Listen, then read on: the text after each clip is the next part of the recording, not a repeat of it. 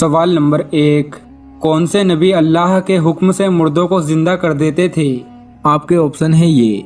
ए हज़रत मूसा अलैहिस्सलाम, बी हज़रत ईसा अलैहिस्सलाम, सी हज़रत इब्राहीम अलैहिस्सलाम, डी हज़रत सुलेमान अलैहिस्सलाम। आपका टाइम शुरू होता है अब।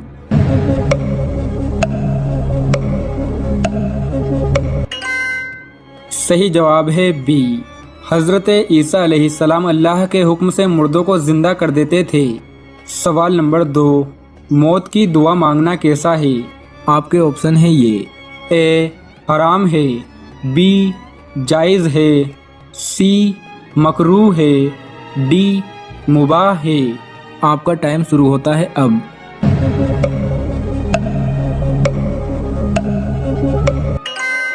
सही जवाब है ए, मौत की दुआ मांगना हराम है।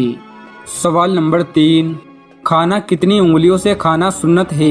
आपके ऑप्शन है ये। ए 2, बी 3, सी 4, डी 5। आपका टाइम शुरू होता है अब।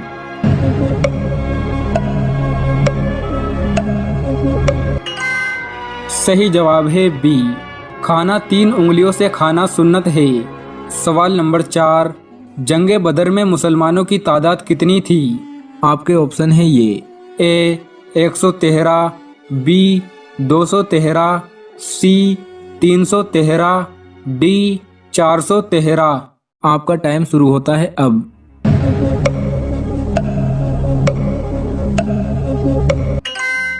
सही जवाब है सी, जंगे बदर में मुसलमानों की तादाद 313 थी। सवाल नंबर 5, हज़रत आदम अलैहिस्सलाम ने कितनी मरतबा पैदल हज किया था? आपके ऑप्शन है ये। ए 5 मरतबा, बी 7 मरतबा, सी 14 मरतबा, डी 20 मरतबा। आपका टाइम शुरू होता है अब।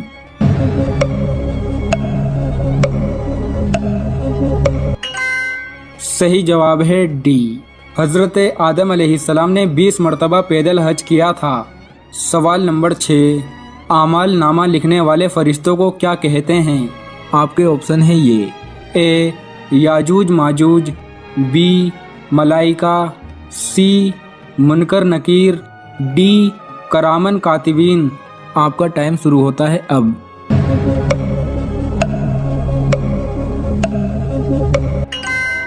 सही जवाब है डी, आमाल नामा लिखने वाले फरिश्तों को करामन कातिबीन कहते हैं।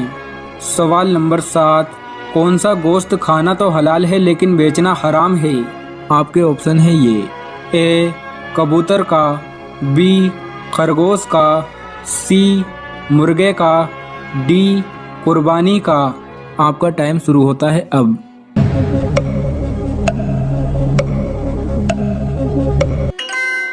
सही जवाब है डी, कुर्बानी का गोश्त खाना तो हलाल है लेकिन बेचना हराम है।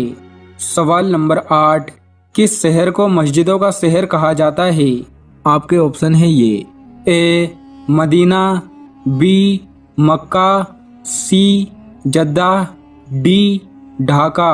आपका टाइम शुरू होता है अब।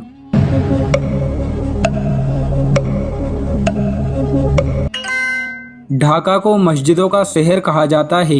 ये बांग्लादेश में मौजूद है। सवाल नंबर 9, हुजूर करीम सल्लल्लाहु ताला अलैहि वसल्लम ने आखिरी नमाज कौन सी पढ़ाई थी? आपके ऑप्शन है ये। ए नमाज फ़जर, बी नमाज जोहर, सी नमाज असर, डी नमाज मगरिब। आपका टाइम शुरू होता है अब।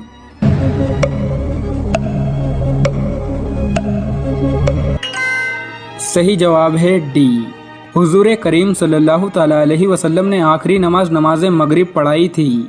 सवाल नंबर 10, कुरान मजीद में सबसे ज़्यादा किस चीज़ का हुक्म दिया गया है? आपके ऑप्शन है ये। ए ज़कात का, बी रोज़ों का, सी नमाज का, डी हज का। आपका टाइम शुरू होता है अब।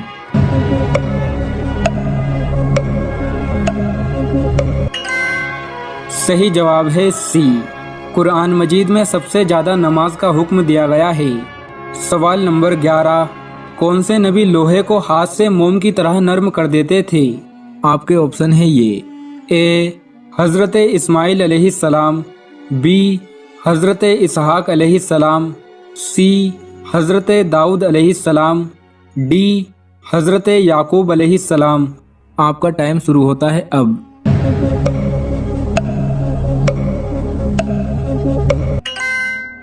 सही जवाब है सी, हज़रत दाऊद अलैहिस्सलाम हाथ में लोहे को मोम की तरह नर्म कर देते थे। सवाल नंबर 12, अल्लाह को फारसी ज़बान में क्या कहा जाता है? आपके ऑप्शन है ये।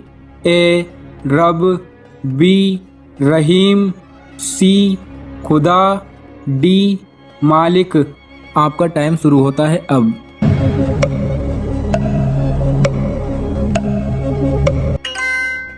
सही जवाब है सी, अल्लाह को फारसी ज़बान में खुदा कहा जाता है।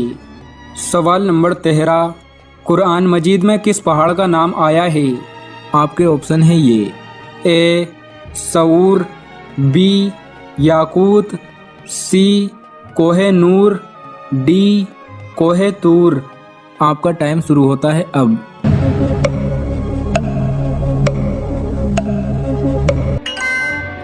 सही जवाब है ए, कुरान मजीद में सऊर पहाड़ का जिक्र आया है। सवाल नंबर 14, हज़रत उमर फारूक रज़ी अल्लाह ताला अन्हु हुज़ूर करीम सल्लल्लाहु ताला अलैहि वसल्लम से कितने छोटे थे? आपके ऑप्शन है ये। ए 11 साल, बी 14 साल, सी 17 साल, डी 21 साल। आपका टाइम शुरू होता है अब।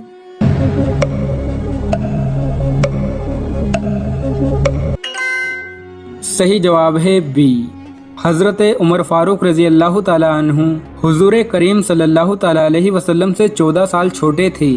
सवाल नंबर 15, जिस औरत का सोहर परदेश में रहता हो वो क्या करे? हज़रत उमर रज़ी अल्लाह ताला अन्हु ने अपनी बेटी हज़रत हफ्सा से पूछा था कि औरत शोहर के बगैर कितना अरसा सब्र कर सकती है। सहाबियात थीं और भी दूसरी सहाबियात थीं, उन सब ने कहा कि इंतहाई मुद्दत औरत के सब्र की 4 महीने। उस बेस पे हज़रत उमर रज़ी अल्लाह ताला अन्हु ने कानून बनाया कि जो मुजाहिदीन सरहदों पर हैं 4 महीने में कम से कम एक मरतबा अपने घर जाएंगे। ये वो दौर था जिस वक्त बेहयाई का वो तूफ़ान नहीं था जो हमारे माशरे में इंटरनेट पर बेहुदा चीज़ें और जो कुछ माशरे में आजकल बेहयाई हो रही है, व्हाट्सएप फेसबुक के ज़रिए जो मर्द और औरत के आपस में राब्ते हो रहे हैं, ये वो चीज़ें नहीं थी। तो इतना पाकीज़ा दौर था, खुलफाए राशिदीन की हुकूमत थी। तो उस पाकीज़ा दौर में भी ये कहा जा रहा है कि औरत 4 महीने से ज़्यादा शोहर की जुदाई बर्दाश्त नहीं कर सकती और उसको गुनाह में पड़ने का ख़तरा होता है। तो आज के दौर में ये कैसे कहा जाएगा कि साल 2-2 साल के लिए अपनी बीवी से दूर रहा जाए, जवान बीवी से, और जो है वो उसको उस पर शैतान जो है ना बिल्कुल दस्तरस हासिल नहीं करेगा। तो जायज़ तो है, साल के आप 10 साल भी रह सकते हैं बीवी की इजाज़त से, लेकिन ये चीज़ मुशाहिदे के भी ख़िलाफ़ है, जो आजकल लोगों के मुशाहिदों से जो चीज़ सामने आ रही है, और तक़वा के भी ख़िलाफ़ है। तो फसाद से बचने के लिए ज़रूरी है कि कम से कम 4 महीने में एक मरतबा अपने घर का ज़रूर चक्कर लगाया जाए, या अपने साथ अपनी ज़ौजा को लेकर जाएं। अगर आप यानी ऐसा नहीं करते तो किसी भी गुनाह में अगर आप पड़ गई, और सिर्फ औरत को ख़तरा नहीं है, मर्द को भी तो ख़तरा है ना, जो 1 साल अपनी बीवी के बगैर रह रहा है, तो वो कैसे अपनी ख्वाहिशात पर काबू पाता है। जहाँ तक जायज़ नाजायज़ का मसला है, वो तो है कि बीवी की इजाज़त के बगैर, अगर बीवी इजाज़त ना दे फिर 4 महीने आप उससे ज़्यादा दूर नहीं रह सकते। और अगर बीवी इजाज़त देती है लेकिन आपको गालिब गुमान है कि वो किसी बुराई में मुब्तला हो जाएगी, तो भी आपके लिए बाहर रहना जायज़